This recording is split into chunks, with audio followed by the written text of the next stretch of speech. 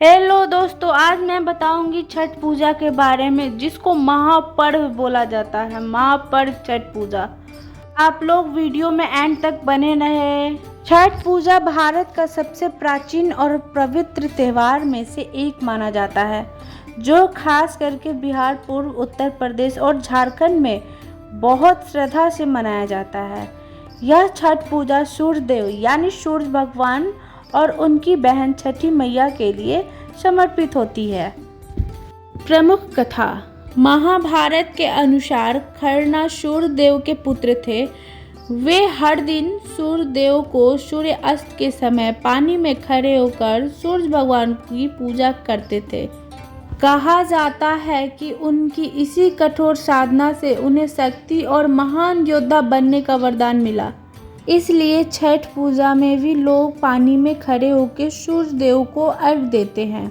एक अन्य कथा के अनुसार जब राम जी और सीता जी 14 वर्ष का वनवास पूरा कर अयोध्या लौटे, तब उन्होंने राज्य की सुख समृद्धि के लिए सूर्य देव की पूजा की। उन्होंने कार्तिक शुक्ल पष्ठी को उपवास रखकर विधि विधान से छठ पूजा की। महाभारत में ही एक और कथा मिलती है कि जब पांडव अपना राज्य हार गए थे, तब द्रौपदी ने छठ व्रत रखा और सूर्य देव की आराधना की।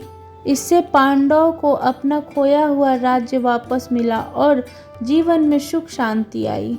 छठ पूजा का एक खास बात है। छठ पूजा में बिना किसी मूर्ति के सिर्फ सूर्य प्रकृति की पूजा की जाती है। यह इसे बाकी त्योहार से अलग बताया जाता है। छठ पूजा का पहला दिन यानी नहाए खाए। इस दिन जो व्रत रखते हैं नदी या तालाब में जाकर स्नान करते हैं। घर की पूरी साफ सफाई की जाती है। शुद्ध शाकाहारी भोजन बनाया जाता है, जैसे कद्दू भात। जो व्रत करता है वो सिर्फ एक बार भोजन करता है। यह दिन शुद्धता की शुरुआत का प्रतीक है। छठ पूजा का दूसरा दिन यानी खरना। इस दिन जो व्रत करता है वो पूरे दिन निर्जला उपवास रखते हैं। शाम को पूजा करने के बाद गुड़ की खीर, रोटी और फल का प्रसाद बनता है। पहले जो व्रत करता है प्रसाद को ग्रहण करता है, फिर सबको बांटा जाता है। इसके बाद 36 घंटा का कठिन निर्जला व्रत शुरू हो जाता है। छठ पूजा का तीसरा दिन यानी संध्या अर्घ्य। इस दिन डूबते हुए सूर्य देव को अर्घ्य दिया जाता है। जो व्रत करता है वो नदी तालाब में खड़े होकर सूर्य भगवान की पूजा करते, आराधना करते हैं। ठेकुआ, फल, नारियल आदि प्रसाद चढ़ाया जाता है। यह सबसे भव्य और महत्वपूर्ण दिन होता है। पूजा का चौथे दिन यानी उषा अर्घ्य। सुबह उठते ही सूर्य भगवान को अर्घ्य दिया जाता है। फिर जो व्रत की रहती हैं वो छठी मैया से आशीर्वाद मांगती हैं अपने परिवार के लिए। इसके बाद व्रत का पारण समापन किया जाता है। यहीं पर छठ पूजा संपन्न होती है।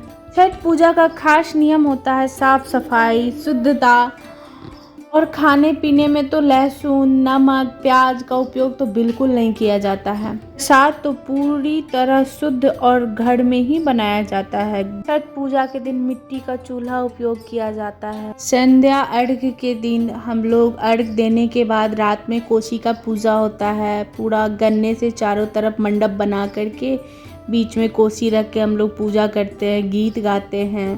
छठ पूजा बहुत धूमधाम से मनाया जाता है।